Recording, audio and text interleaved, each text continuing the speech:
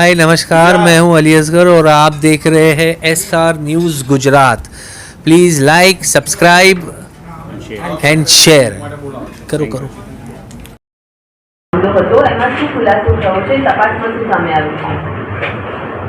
બોપલમાં 5 તારીખના એક બનાવ બન્યો હતો. એ બનાવમાં લગભગ 10 વાગે આમાં હોસ્પિટલથી એક સરસ્વતી હોસ્પિટલથી અમને એક વર્દી મળી હતી કે એક માણસ લવલુહાન હાલતમાં અહીંયા આવેલો છે, એને અત્યારે સારવાર એમની ચાલુ છે.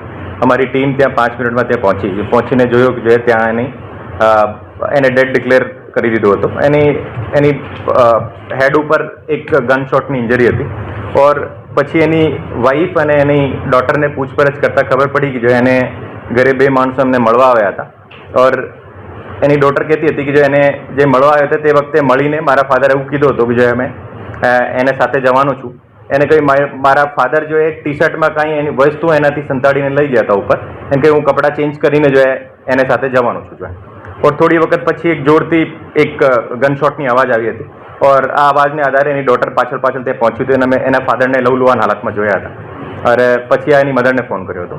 તો પછી એ જે 2 લોકો જે એમને મળવા આવ્યા હતા એ પણ પાછળથી ગયા હતા. ઓર ત્યાંથી પછી અમારી ફર્ધર તપાસમાં ખબર પડી કે જે વેપન જે યુઝ કર્યો હતો એ વેપન એ લઈને જો ત્યાંથી નીકળી ગયા હતા.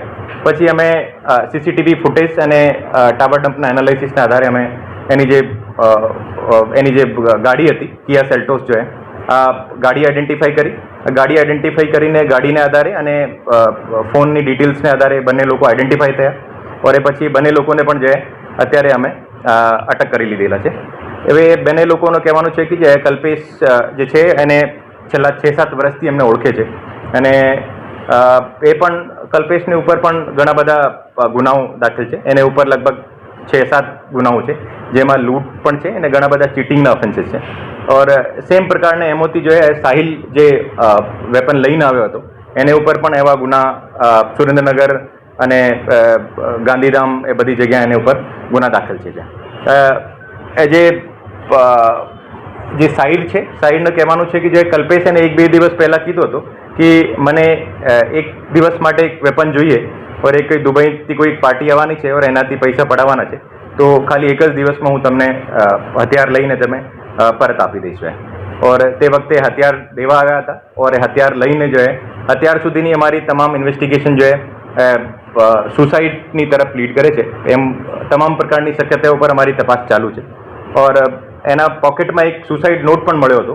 ઓર આ સુસાઇડ નોટ અને પછી જે બેલેસ્ટિક એક્સપર્ટ જે હતો એની પણ અમે મદદ લીધી. પછી એનો ફોરેન્સિક PM પણ કરવામાં આવેલો હતો.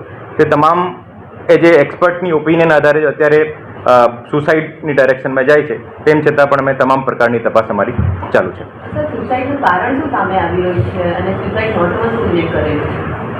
એમનો જે સુસાઇડ નોટ જે છે એમ તો જે હેન્ડરાઇટિંગ એક્સપર્ટને અત્યારે સોંપવામાં આવેલ છે અને એને સુસાઇડ નોટ કોણ લખેલો છે, પોતે લખેલો છે, કોણ લખેલો છે એની તપાસ ચાલુ છે.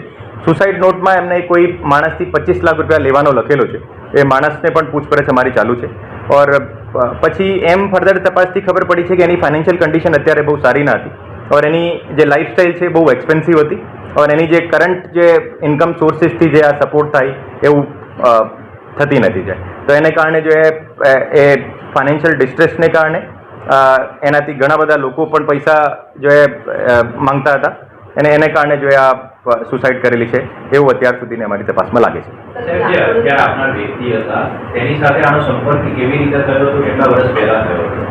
એ હથિયાર જે છે આ એક અશરફ નામનો એક સુરેન્દ્રનગરનો માણસ છે, એને એ 2 લોકોને આપવામાં આવેલ છે. એ અશરફ ક્યાંથી અરેન્જ કરેલો છે એની તપાસ પણ અત્યારે ચાલુ છે.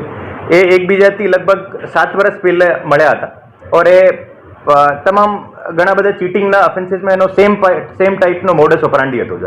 તો એને કારણે જો એકબીજાના સંપર્કમાં આવ્યા હતા ઓર એને વચ્ચે પણ 1-2 ભાવનગરના માણસ હતા જેને આધારે સંપર્કમાં આવ્યા હતા ઓર પછી આ 7 વર્ષથી એકબીજાને ઓળખે છે.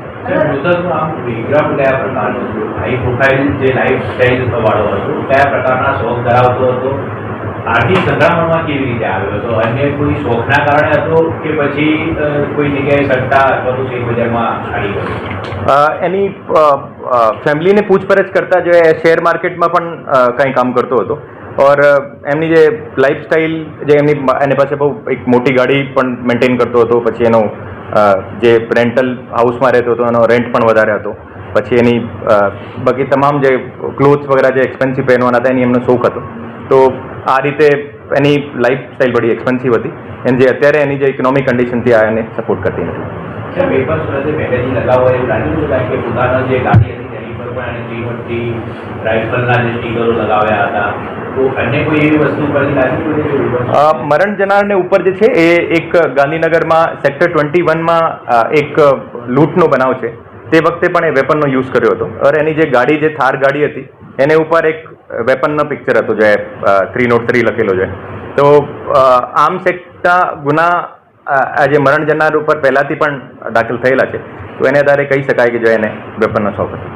સર, એના જે પૈસા કેટલા બાકી હતા, કોઈ આંકડો આપ્યો દેવાનો? એની સંપર્કમાં જે લોકો છે એની તપાસ અને એની પૂછપરછ અત્યારે ચાલુ છે. ઓર એને ઉપર કેટલો દેવો હતો યા એ કોઈનાથી પૈસા માંગતો હતો, એવા તમામ પ્રકારની અત્યારે તપાસ ચાલુ છે. સર, તપાસમાં એક વસ્તુ સામે આવ્યું છે કે 2 દિવસથી તે વેપન અરેન્જ કરવામાં લાગ્યો હતો. વેપન અરેન્જ કરવા માટે તેને જે સ્ટોરી ઉજાવી હતી તે પણ ખોટી હતી. માટે એવું માની છે કે તે મરવા માટે, આત્મહત્યા કરવા માટે જ વેપન મંગાવતો હતો અને વેપન તેના હાથમાં આવતા તેને સુસાઇડ કર્યું. તપાસમાં સામે આવ્યું.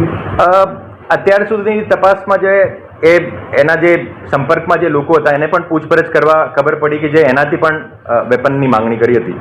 ઓર ખરેખર સુસાઇડ માટે કરેલી છે યા એને કોઈ એકચ્યુઅલ કોઈ પ્લાનિંગ હતી એવું અત્યારે તપાસનો વિષય છે. ઓર એ મને માહિતી મળશે તો આપને આપીશ. नमस्कार, मैं हूं रवि दुबे और आप देख रहे हैं SR news Gujarat. Like, subscribe and share. अगर आपको हमारी बताई गई खबरें अच्छी लगे तो उसे लाइक करें, शेयर करें और सब्सक्राइब करें.